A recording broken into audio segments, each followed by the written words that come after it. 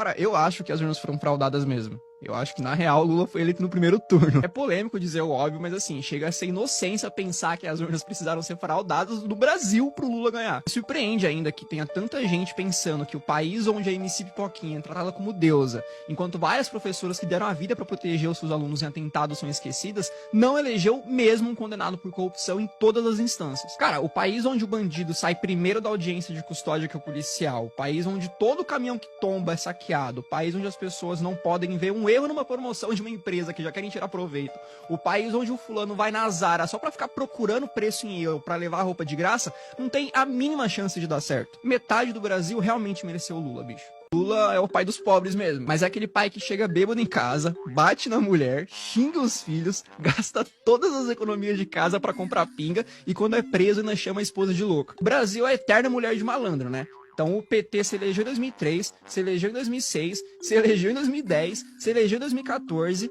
quase se elegeu em 2018, se elegeu em 2022 dizendo que mudaria o Brasil, mas o nosso país continua um dos mais pobres, um dos mais corruptos e um dos mais violentos do mundo. Assim, se isso não é síndrome de Estocolmo, eu não sei o que é, cara. Se você é um cristão de esquerda, ou você não leu Marx, ou você não leu a Bíblia. O próprio Marx, além de ser um ateu e ter construído todo o seu pensamento através do materialismo e do ateísmo, dizia que a religião era o ópio do povo. O socialismo tem essa ideia, né?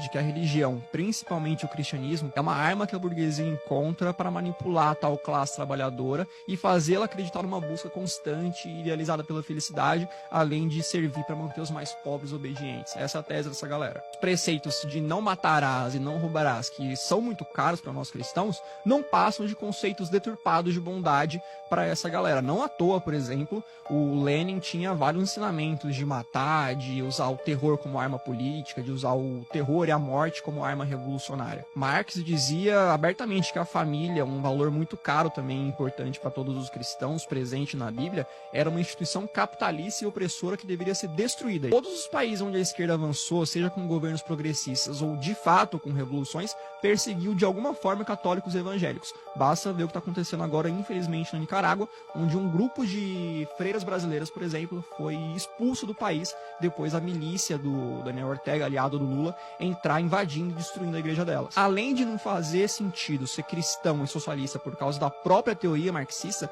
também não faz sentido ser cristão e socialista pela própria prática. Jesus pregava ali a caridade voluntária, não a tomada forçada da propriedade alheia. O jovem militante de esquerda é o exemplo vivo do porquê que eu defendo tanto o ensino de qualidade sem viés ideológico na sala de aula. Porque, mano, pensa comigo. Se uma criança tem aula de português sem propaganda ideológica, ela cresce sabendo que ele já é um pronome neutro e que ele não passa de um delírio de militante carente por atenção. Se uma criança tem aula de educação financeira, ela cresce sabendo que dinheiro não dá em árvore e que só enriquece quem trabalha, administra bem o próprio dinheiro e que não vai ser nenhum político caridoso que vai tirar ela da lama. Só aí com essas duas coisas o picanheiro da república vai perder uns 10 milhões de votos, pelo menos. Se uma criança tem aula de ciências e não uma cartilha ideológica, ela aprende que mesmo se você se mutilar e chilicar muito no Twitter, você vai continuar sendo um homem biológico ou uma mulher biológica, e que no final só existem dois gêneros, feminino e masculino. Se uma criança tem aula de matemática e não uma aula de afromatemática, sei lá o que é isso, ela vai saber que a economia não é um jogo de soma zero e que os bilionários não são os culpados pela miséria no mundo. Se uma criança tem uma aula de história de verdade e não um palanque ideológico no lugar da lousa, ela cresce sabendo, por exemplo, que países socialistas, todos eles terminaram da mesma forma, com genocídio, com fome, com ditadura e com morte. E se crescer homossexual, não vai usar a camisa do assassino de homossexuais Che Guevara.